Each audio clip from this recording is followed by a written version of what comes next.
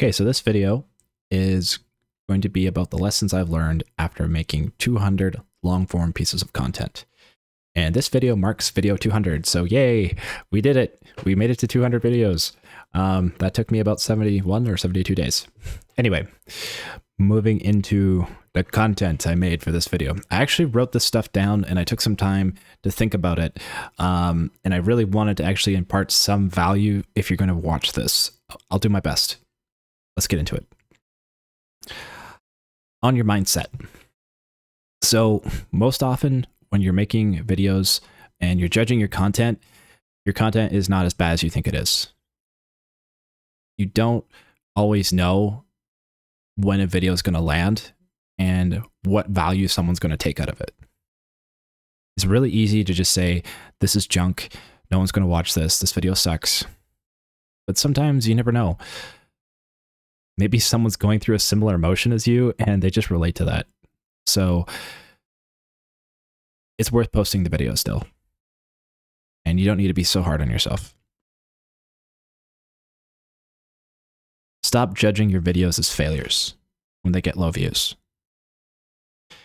This isn't easy to do, especially when you have a lot of videos back to back and you just see like 3 views, 2 views, 5 views, 7 views. It kind of sucks, but at the end of the day, this kind of just goes back to the point before. Your content isn't always as bad as you think. And even if it's landing with one person, it's providing someone with value. And this kind of cascades into, don't let your video's performance dictate your emotions. And this is something I honestly need to take my own advice here when I say this, because I'm really trying to work on this. When you see a video that gets low views, and you have quite a few of them maybe in a row, and they just keep getting low views, you can feel really discouraged, and you can feel like, man, I just don't know if I should keep going. This is going to work. This sucks. Man, my content sucks. Everything sucks. Life sucks. You can just start spiraling down the tornado toilet, and you don't really want to go down there. And then like you sleep, and then the next day, the channel can look a little bit better in the morning. So, you know, when you are feeling down about yourself like that, sometimes it's helpful to just, you know, go take a walk outside, go, you know, just step away from the channel for a little while and try to think about ways that you're grateful about what you've gotten from the channel thus far. Maybe you're not where you want to be yet, but that's okay. You know, this YouTube game is going to take time. It's not easy. And one of the things that is really useful, especially when you're a small creator, is giving yourself the freedom to make mistakes. A lot of mistakes. Just keep making videos that like sometimes suck. It's okay to make a video that sucks. If you think it sucks, someone else might not think it sucks anyway. But that in that process of making a lot of, you know, content that you deem as bad, you end up learning a lot of interesting things. You learn like what content actually lands with an audience and what content doesn't, which content you enjoy making the most, and which style you want to stay away from. When you intentionally go in with the plan to fail because you want to learn from failure, you learn a lot if you can just take a step back and think about, okay, what did I like about that video? What didn't I like about it? And those 2 questions alone usually leave you with enough information to make your next video with that in mind and how you will proceed to make videos further from there. Because if you can identify what you like and what you don't like about what you're creating, you're kind of moving closer to a version of your channel that you do like, which in a way is awesome for you because then you're making things you like making. Now, this is kind of going in with the strategy of you're allowing your channel to evolve over time. And that's what this channel is if you watch it regularly. This is me just trying to figure out what it is I'm doing as I'm doing it. And if that is the kind of style of channel you want to have, honestly, the more mistakes you can make, the more you're likely going to get closer to the style of the channel you want to have. And you could also just use this channel yourself as a way to like experiment, and then have a separate channel where you have something hyper polished if that's what you want to do. There is something that's nice about having the freedom to fail, and even in front of an audience. And sometimes people like watching people fail because it makes them, or reminds them that this person's human like me. So the next idea is obsessing about optimization. This can kill your creativity. So, if you're seeing a lot of low views consistently for a while, you can kind of start to get into the space of trying to really optimize your content, from the titles to the thumbnails to the tags you include, the SEO you're trying to do in your videos, the hooks, is my content interesting enough? Maybe I need to change a whole bunch of things about it. And, when you get into the space of, I need to optimize everything, your ability to have fun and your drive to keep creating can really go down. You can suddenly start judging every video as worthless and be really hard on yourself. And it kind of just basically stops you from making your next piece of content. It basically ends up putting you in the tornado toilet and of negativity. And it doesn't help you get closer to your goal of making a successful channel, or, making things that you enjoy making. So optimization isn't necessarily a bad thing. Just, it can be something that you want to maybe only do in small doses.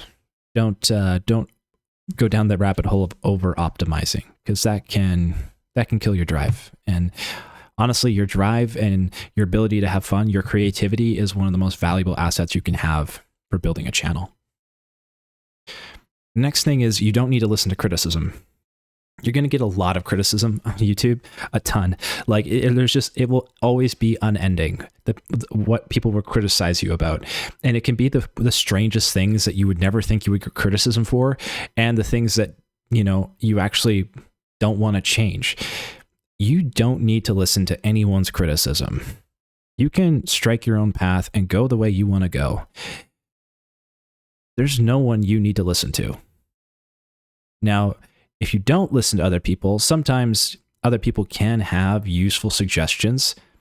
However, not every suggestion is actually going to be the path you want to take. Sometimes you're intentionally trying to fail in a specific area because that's part of your channel style, like this one. I like to do things raw and authentic and just do them in one cut. That's just me. And by traditional YouTube standards, that doesn't work very well because it's low retention. So while people have criticized me for that, I still continue not to listen to them, because I don't want to do that. I don't like that style. That's not for me. The next thing that kind of is on mindset here is, when you get into a valley, when you get into this space where you get a lot of low views, and maybe I already touched on this a little bit, you can start to analyze your content brutally. And you can, I have touched on this. I just have the script I'm reading. Not a script, but like bullet points. Sometimes you can just become too hard on yourself, and you start changing things that you don't need to change. So if you are in a valley right now, give yourself some allowance to make mistakes, and some forgiveness, and some space to just kind of figure things out. And know that if you stay consistent, you will eventually get out of this valley. You will reach another peak. It might not happen right away. It might be a while, but you will. Just give yourself some time, give yourself some patience, and you'll get there. Okay, so now moving on consistency and output. So basically on YouTube, more or less, consistency is going to determine whether you fail or succeed at this game. And when I say at this game, I mean YouTube in general, becoming a creator. As a rule of thumb, you need to be posting one video a day minimum. I say rule of thumb because some videos require a lot more work to make, and that can take a week to make or a month to make. And if that is how long it takes for you to make your video, that's fine, as long as you stay consistent, as long as you continue to upload. That's really what matters. Because ultimately, content is disposable. Every piece of content you make, no matter how polished, no matter how low effort or high effort, it is disposable. Once someone sees it once, it's very unlikely that they will return to watch it again. Some people will. It depends how good the video is. But even really good videos I've watched that I've loved and have seen multiple times, there's still a number of times where I'm just like, okay, I've seen enough times, I don't need to see it again. Content is disposable. So with that in mind, in a way, it can allow you to say, okay, screw it. Let's just make some mistakes, because not everyone's going to see your disposed of content. Now, when it comes to developing your skills at YouTube, it's going to take a lot more volume than you can imagine. Think about it like you are a person practicing a sport like basketball or soccer. In order for you to get better at making a specific shot, like a 3-point shot in a basketball hoop, or maybe you're trying to shoot at the net in soccer, you're trying to curve the ball into the corner of the net. In order for you to get better at doing that thing, you need to do it a lot of times. You need to do it so many times that it becomes essentially effortless for you to do it. You can do it without thinking. It's skill developed through repetition. And when it comes to YouTube, most likely when you start YouTube, you're going to suck at it. And that's okay, because most people suck at it when they start. I suck at it. I'm 200 videos in. I feel like I still suck at it. And maybe I've gotten a little bit better, but there is this continual process of trying to get better through the repetition. And maybe when I'm at video 1000, I'll be a lot better at that. I hope I will, but I guess we'll see. But I know for sure that if I don't work on it, I won't get better at it.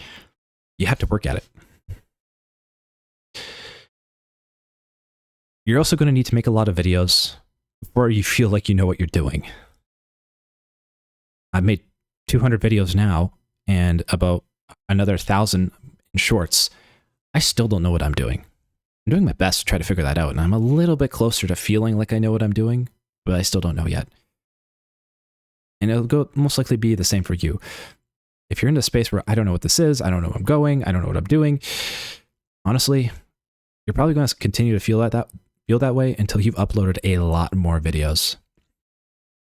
And that's kind of like imposter syndrome in a way. You just don't feel like a YouTuber yet. It's okay. I don't really either, even though I've been doing this for at least 2 months now and uploaded like 1,400 pieces of content. I still don't really feel like a YouTuber, sort of, maybe, but it just takes a while.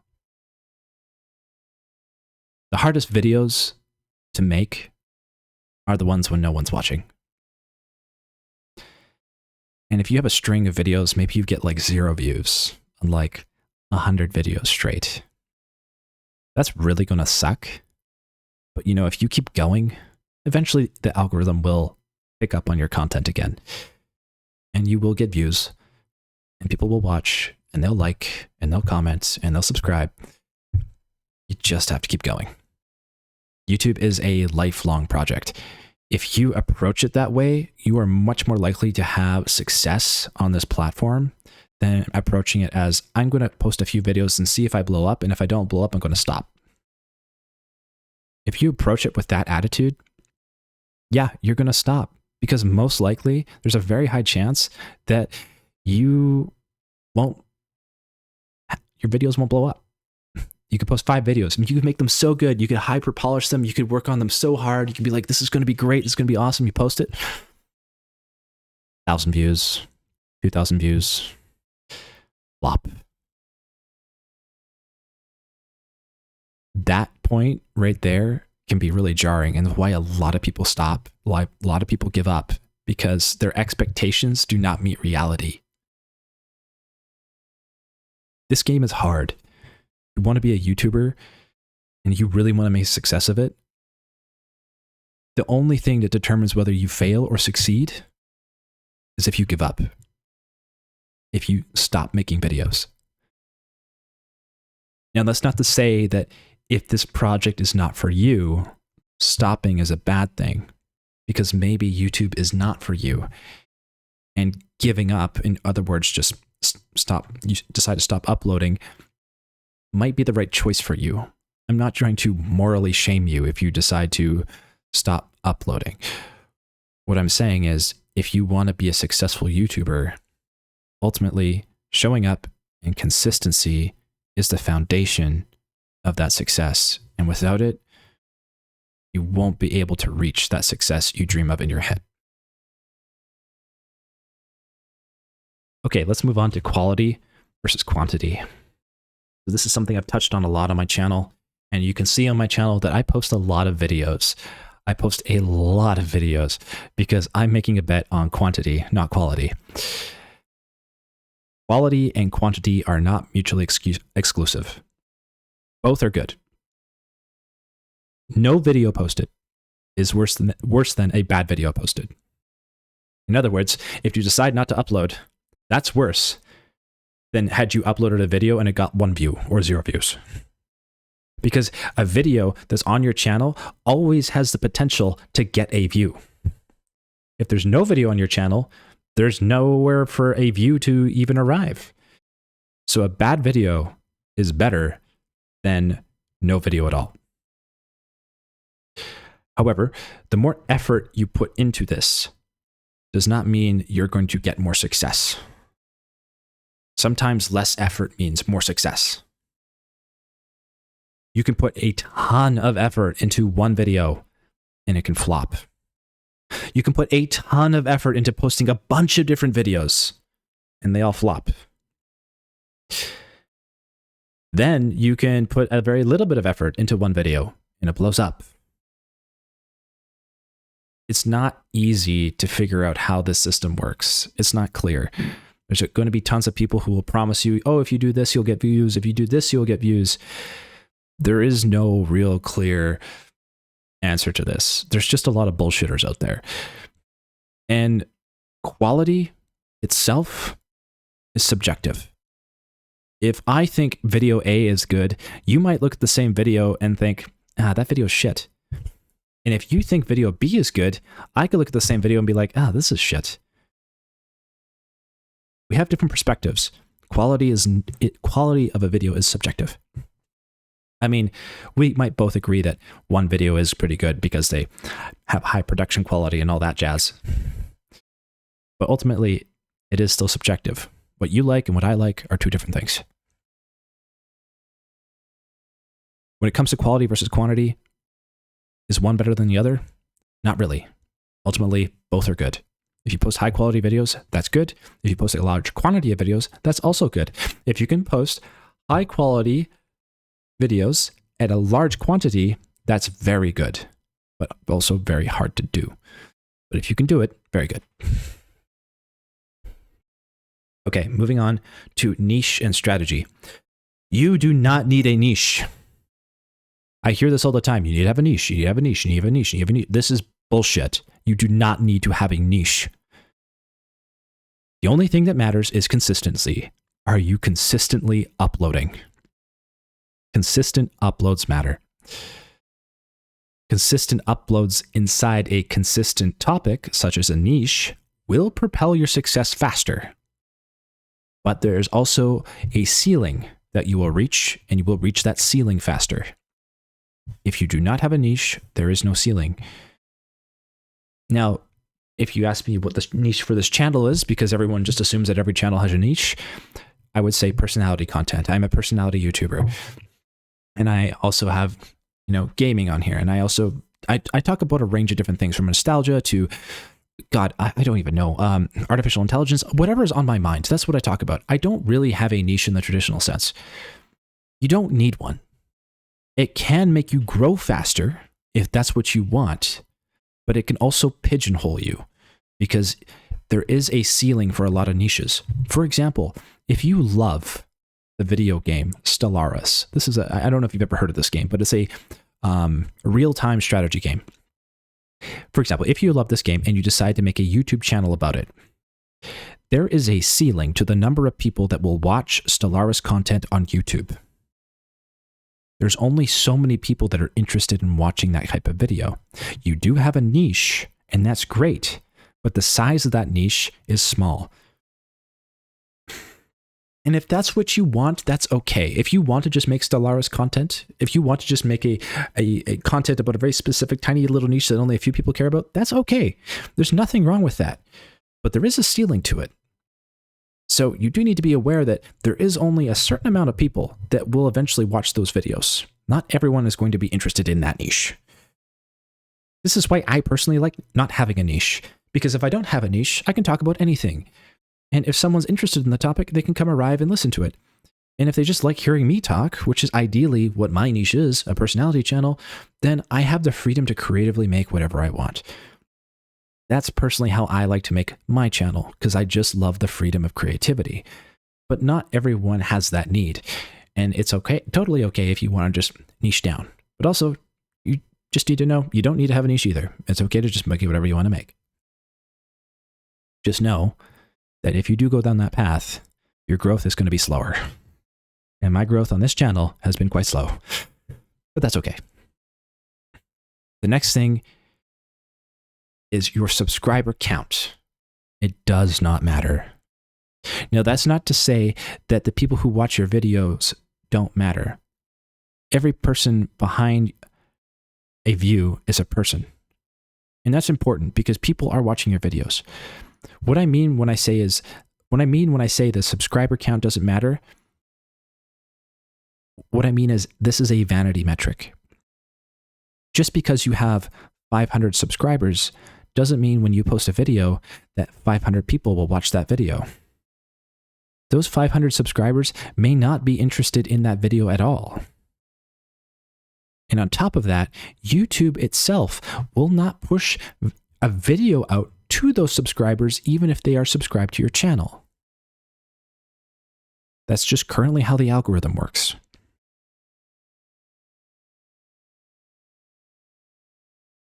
Ultimately, the only thing that ultimately the only thing that YouTube is really interested in is views and average view duration or watch time. How long are people staying on a video? That is the real success metric. Every other metric is vanity, from the subscriber counts to the view number to the, click-through rate. These metrics are important in the sense of they can give you information for making your videos better. But there is some level of vanity metric there, and you need to be able to separate the vanity from reality. Just because you have a lot of subscribers doesn't mean your videos will get a lot of views. Okay, moving on. Editing and format. So this is something I've been playing with a lot on the channel. Do I edit videos or do I not edit videos? And I want to talk a little bit about over-editing versus under-editing. So over-editing is when you retention edit. You maybe cut out every single gap in silence. There's the words of the YouTuber are just one long string of text. It's like there's no space at all for anyone to breathe or hear any silence like this. That would be over-editing. And under-editing is basically when you don't make any edits at all and everyone can hear everything and you talk circulars in circles. You don't fix your mistakes. You go down rabbit holes and you don't get to the point. Both over-editing and under-editing are problems, and they can apply to a range of different videos. And kind of understanding when you should edit and when you should not edit is a skill set in its own. And I think ultimately, this is going to be developed by making a lot of videos. It's hard to really have a beat on that. You got to make a lot of videos to know when does this feel good and when does it feel bad. The same thing comes down to when you record. If you record audio and you don't really like it, you might want to re-record. But sometimes also it's okay to just post the video. It doesn't have to be perfect. There is a place for raw content on your channel. Not everything has to be polished. Now, that depends on the kind of style you're going for. If you have a very specific vibe or niche channel, well, then you might not want to place raw content on it. But that also means you have a lot more pressure to always make content that is polished. And it also means that you are, by choice, not allowing yourself creative freedom in certain areas. What I'm trying to say is you don't have to pigeonhole yourself. Editing should be done for value, not for retention. What do I mean by that? If you're just trying to keep someone on your video so you increase the watch time, I would pretty much categorize that video as slop. because you're just trying to hijack someone's attention. You're not really giving them something. That's different if it's like an art form, but in general, when you edit, if you're trying to deliver information, editing for value is important. Like this video, for example, would probably be really well served if I edited it for information. But because of the style of channel I do, this is not what I'm going to do on this video. I just don't care for editing that much. That's me. But yes, if you want to make a very condensed, high engagement video, editing, especially in like a how-to video, is important because you're going to deliver information fast. People want to get in and get out. And totally makes sense. It's understandable. You want to respect your viewers' time. It's worth spending time on improving how you tell stories, because telling stories will help retain attention better than retention editing will. If you can capture someone's curiosity and they kind of want to know what happens next, that is so much more useful than just trying to chop your video up so like it just like blasts their brain with a bunch of sensory information. Personally, I would love to hear a great story rather than just getting brain blasted by whatever like visual slop I'm looking at. And the next thing comes down to respect your viewers' time. But basically, the purpose of the video should indicate if it needs to be edited or not. If it's informational, edit for value. If it's for entertainment, edit if it adds enjoyment to the viewer. If it's raw storytelling, editing might not even be necessary. Maybe a little bit, but ultimately, telling a story, it's almost better if it's raw. Okay. On creativity and fun. Focus on fun, not on the analytics. Make something because you actually enjoy making it. If you're not having fun, YouTube becomes so much harder. Making a video you had fun making that performs poorly is way healthier for you than a video that was not fun to make but performs well. Because ultimately, if you're having fun, you're going to keep going. If you're not having fun and you hate doing this, you're probably going to stop doing YouTube. So that's where I kind of come back to always keep experimenting. Because when you experiment, you can often have fun. You can try something new you haven't done before. There's novelty there. You can do something silly, wacky, whatever. It's fun. Break the rules. Rules are more like guidelines. When you break rules, you can understand better when you should follow them, and when breaking them allows you to branch into areas that will serve you. Rules are like guidelines. You don't have to follow them to a T. When you feel inspired to work hard, seize that. Run with it. Because that inspiration is so useful to you. Because in that moment, when you just feel compelled to do something, if you just run with it, you will be amazed at what you can create and build. That moment is beautiful. And it doesn't come by that often. So when you see it, capture it. It's amazing. And the more often you do capture it, the more often it will come. On your audience and purpose. Your personality is your greatest strength. If someone says you don't have a personality, or if someone says you need to have a personality to be a good YouTuber, this is just the stupidest, most bullshit line anyone could ever say. Pardon my French. You have a personality. You are a human being. You have a personality. I don't care if you have the most boring monotone voice, or if you are like really fascinated by frogs that have ants crawling on the back of them. I don't care whatever it is your fascination is, or whatever it is, whatever you like. You have a personality. There are people who will like your personality and like you for you. Lean into it. There will always be people who want to hear your perspective on things. You do not need to add any additional value outside of that.